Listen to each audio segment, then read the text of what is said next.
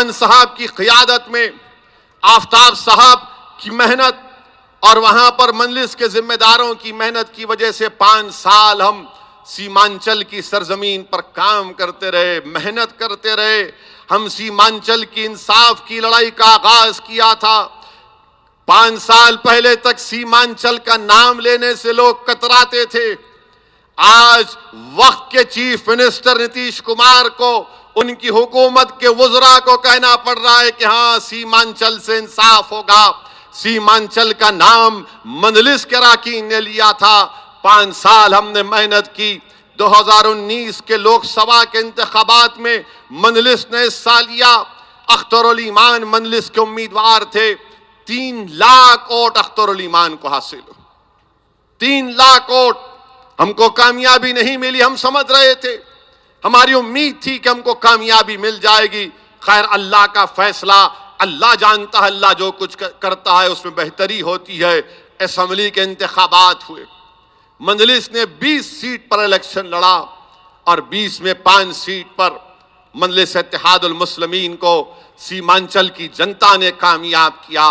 आज आप जाकर देखिए, यूट्यूब पर मजलिस के अरकान असेंबली की तकारीर हैं जो बिहार के विधानसभा में खड़े होकर बेबाक और बेखौफ तरीके से वक्त की हुकूमत के सामने आंखों में आंखें मिलाकर सीमांचल की जनता के इंसाफ का मुतालबा कर रहे हैं।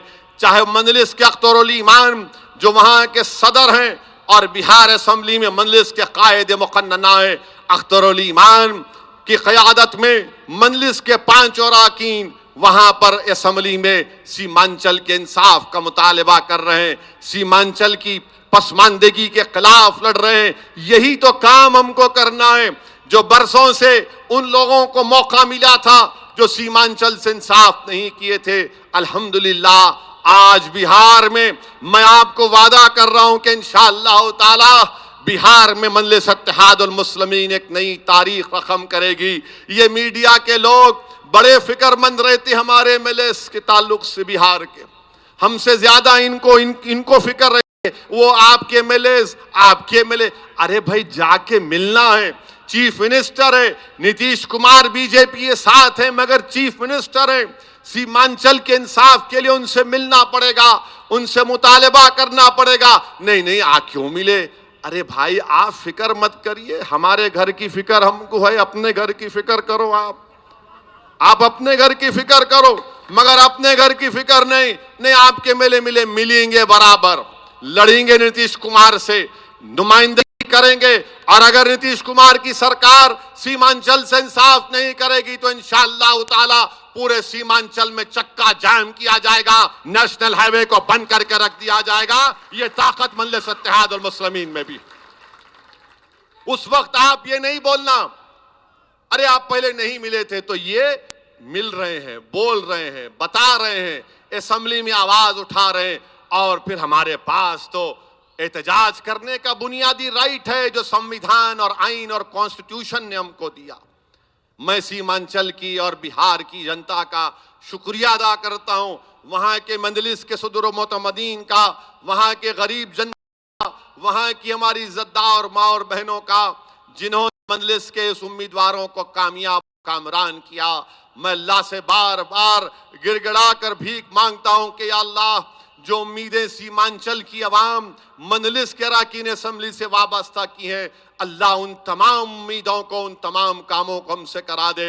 मेरी आपसे भी गुजारिश है कि आप भी दुआ फरमाइए और हम भी इंशाअल्लाह ताला मजलिस के अरकान के साथ उनको तरगीब देते रहते हैं, उनके हौसलों को बुलंद रखते हैं, उनको बार बार समझाते हैं, ताकीद करते हैं कि देखो ये काम करना है, सीमांचल के लिए काम करना है, सीमांचल के इंसाफ के लिए लड़ना है। सीमांचल में जब सैलाब आता है तो सैलाब को रोकने के लिए बांध का काम होना जरूरी है।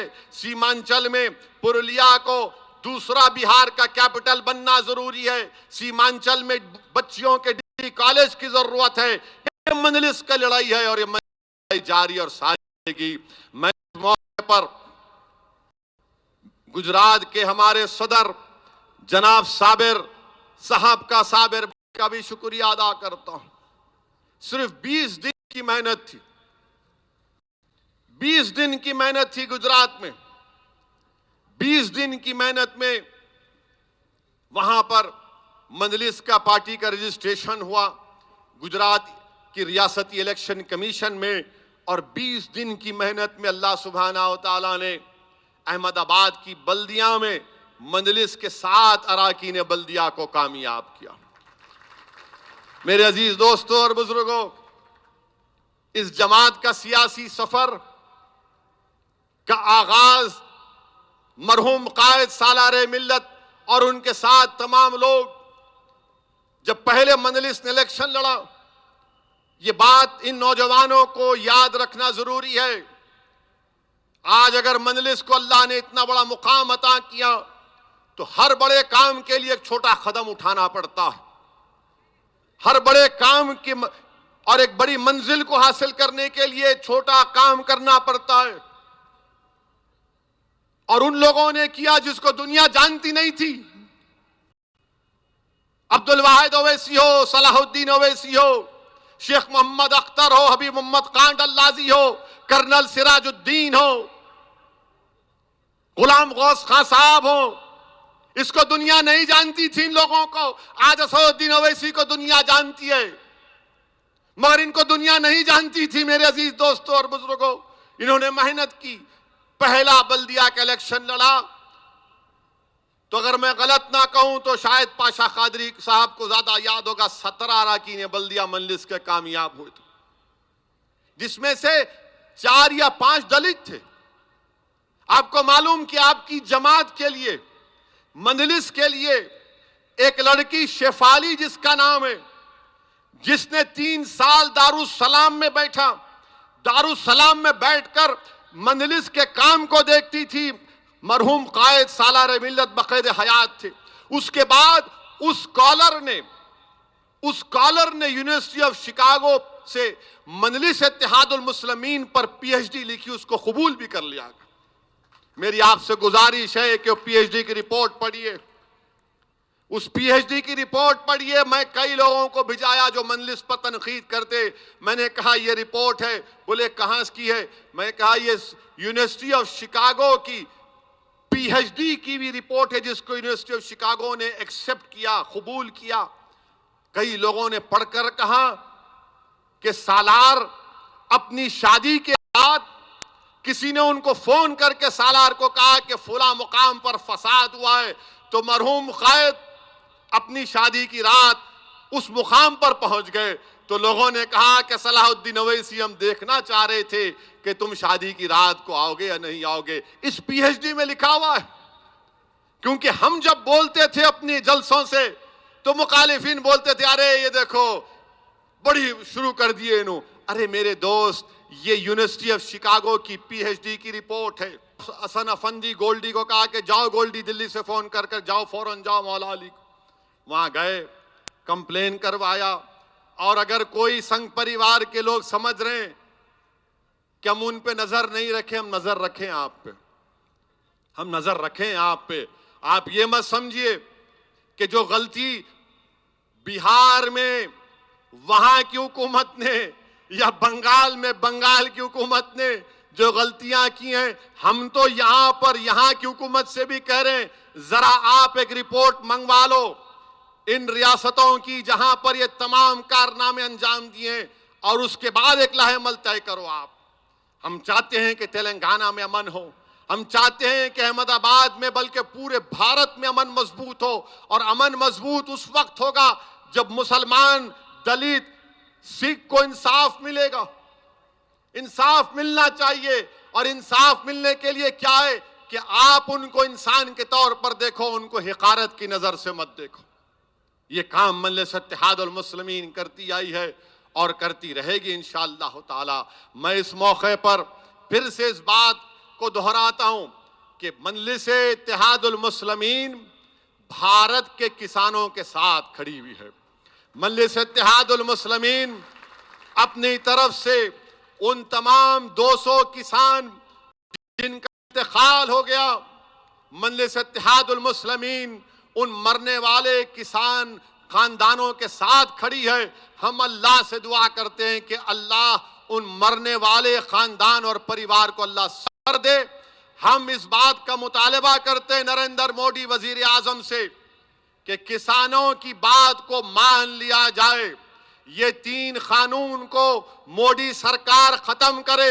ये कोई आसमान का सहीफा नहीं है कि आप इस कानून को वापस नहीं ले सकते। नरेंद्र मोदी सिर्फ अपनी अनानियत के लिए, अपने गुरूर के लिए अपने आप को दिखा रहे हैं कि मैं कभी नहीं सुनूंगा। आपसे हम कहना चाह रहे हैं मिस्टर मोदी, यकीनन आप गरीब खानदान से उठकर भारत के वजीर आजम बने। आपने गरीबी को देखा है अगर, तो आप इन किसानों की बात को मान लो।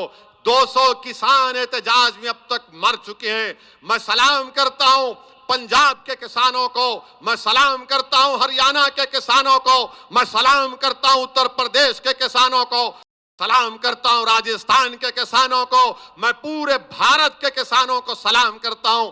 आप अकेले नहीं हैं, हम भी आपके साथ हैं।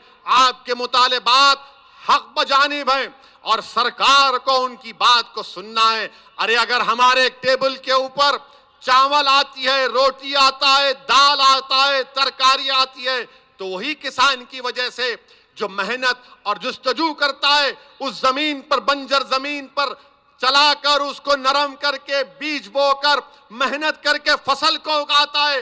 कैसी ऐसी हुकूमत है जो इन गरीबों की तकलीफ को नहीं समझ रही?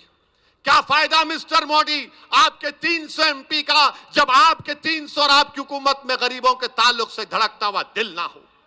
क्या फायदा ऐसी हुकूमत का जो 200 किसान मर गए, एहतजाज के नाम पर मर गए, मगर आप 10 से मस्त नहीं हो रहे। अरे छोड़ो इन चीजों को मिस्टर मोदी।